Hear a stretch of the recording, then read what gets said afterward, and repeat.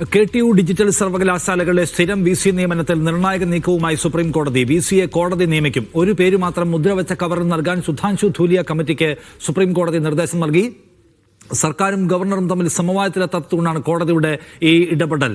കൂടുതൽ വിവരങ്ങളുമായി D Dhanasumod supreme കോടതിയിൽ നിന്ന്. ധനസുമോദ്, ഈ തർക്കം എവിടെയും എത്താത്തതിനാൽ ഒരു അസാധാരണമായ സമവായ ശ്രമത്തിലേക്ക് കോടതി പോവുകയാണോ?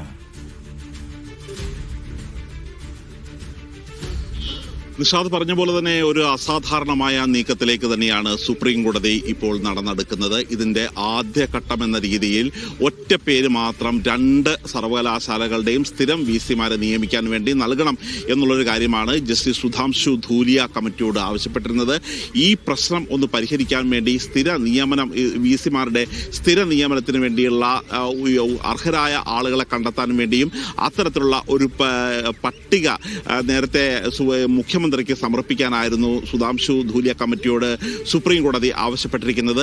കാര്യം ഫെഡറൽ സംവിധാനവും ജനാധിപത്യ വ്യവസ്ഥതയും നിയമവ്യവസ്ഥതയ്ക്കും അനുകൂലമായിട്ട് തന്നെ അതിന്റെ ഉള്ളിൽ നിന്നുള്ള ഒരു പരിഹാരമാണ് സുപ്രീം കോടതി ആദ്യം പരിഗണിച്ചിരുന്നത്. അതായത് സുപ്രീം കോടതി നേരിട്ട് പരിഗണിക്കാതെ ഒരു കൃത്യമായ ഒരു പേര് കണ്ടെത്തി സുധാംശു ധൂലിയ കമ്മിറ്റി മുഖ്യമന്ത്രിക്ക് നൽകുന്നു. മുഖ്യമന്ത്രിക്ക് പേര് നൽകി കഴിയുമ്പോൾ അത് കൃത്യമായി ആൽഫബറ്റിക് ഓർഡറിലാണ്, അക്ഷരമാല ക്രമത്തിലാണ് നൽകിയിരിക്കുന്നത്. അതിനുശേഷം മുഖ്യമന്ത്രിയാണ് ഗവർണറുടെ അംഗീകാരത്തിന് വേണ്ടി പേര് സമർപ്പിക്കുമ്പോൾ മുൻഗണനാ ക്രമത്തിൽ 1, 2, 3 എന്ന രീതിയിൽ തന്നെ സമർപ്പിക്കണം എന്നുള്ള കാര്യം ആവശ്യപ്പെട്ടത്. പക്ഷേ ഈ മുഖ്യമന്ത്രി സമർപ്പിച്ചിരിക്കുന്ന പേരുകൾ ഒരു കാരണവശാലും അംഗീകരിക്കാൻ കഴിയില്ല എന്ന നിലപാട് തന്നെയാണ് ഗവർണർ എടുത്തത്. ഇതിന്റെ കൂടി അടിസ്ഥാനത്തിലാണ് കഴിഞ്ഞ തവണ കേസ് പരിഗണിച്ചപ്പോൾ ഒരിക്കൽ കൂടി ഇക്കാര്യത്തിൽ ഒരു സമവായത്തിനുള്ള ചർച്ച നടത്തണം എന്നാവശ്യപ്പെട്ടത്. ഇതിന്റെ കൂടി അടിസ്ഥാനത്തിലാണ് മന്ത്രിമാരായ P. രാജീവും R. ബിന്ദുവും ഗവർണറുടെ ലോക് ഭവനിലെത്തി ചർച്ച നടത്തിയത്. പക്ഷേ ചർച്ച നടത്തിയെങ്കിലും കാര്യമായ നീക്കുപോക്ക് ഉണ്ടായിട്ടില്ല എന്നുള്ളൊരു നിരീക്ഷണം തന്നെയാണ് സുപ്രീം കോടതി ഇന്ന് നടത്തിയിരിക്കുന്നത്. കാര്യം ചില ലെറ്ററുകൾ പരസ്പരം കൈമാറി എന്നല്ലാതെ ഒരു കൃത്യമായ ഒരു VC നിയമനത്തിലേക്ക് പോകുന്ന ഒരു കാര്യവും നടന്നിട്ടില്ല. സിസിയുടെയുമായി ബന്ധപ്പെട്ട ഒരു പേര് തന്നെയാണ് പ്രധാനമായും ഇവിടെ ചൂണ്ടിക്കാട്ടിയത്.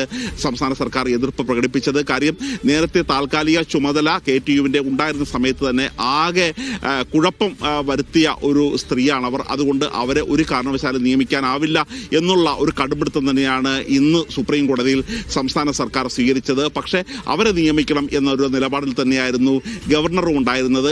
ഈ തരത്തിലുള്ള ഒരു പോര് തെരുവിൽ നിന്നും ഈ മന്ത്രിമാരുടെ ഇത്തരത്തിലുള്ള ഒരു ചർച്ചാ സംവാദം എന്നിവയിൽ നിന്നും സുപ്രീം കോടതിയിലേക്ക് കൂടി എത്തുകയായിരുന്നു. അങ്ങനെ ഇരുപക്ഷവും സിസ തോമസിന്റെ പേര് അംഗീകരിക്കാനാവില്ലെന്ന് സംസ്ഥാന സർക്കാരും അത് അംഗീകരിച്ച് മതിയാവൂ എന്ന നിലയിലേക്ക് ഗവർണറും ചാൻസലർ കൂടിയായ ഗവർണറും എത്തിയിരുന്നു. ഇതേ തുടർന്നാണ് ഇനിയൊരു പരിഹാരം ഈ സുപ്രീം കോടതി നേരിട്ട് നടത്താൻ തീരുമാനിച്ചിരിക്കുന്നത്. ഇതിന്റെ കൂടി അടിസ്ഥാനത്തിലാണ് ഇനി ഒറ്റ പേര് മാത്രം നൽകിയാൽ മതി. അതുമായി ബന്ധപ്പെട്ട ഇനി തുടർ പ്രക്രിയ എന്താണെന്ന് സുപ്രീം കോടതി തന്നെ തീരുമാനിക്കും. ഇത് ബുധനാഴ്ചക്കുള്ളിൽ തന്നെ കൃത്യമായ സമവായത്തിന് ശേഷം ഒരു ഒറ്റ പേര് സുപ്രീം കോടതിക്ക് സമർപ്പിക്കണം എന്നുള്ള ആവശ്യമാണ് നൽകിയിരിക്കുന്നത്. കേസ് ഈ ഹർജി വീണ്ടും വ്യാഴാഴ്ച പരിഗണിക്കുമെന്നാണ് ജസ്റ്റിസ് JB പർദിവാല അറിയിച്ചത്.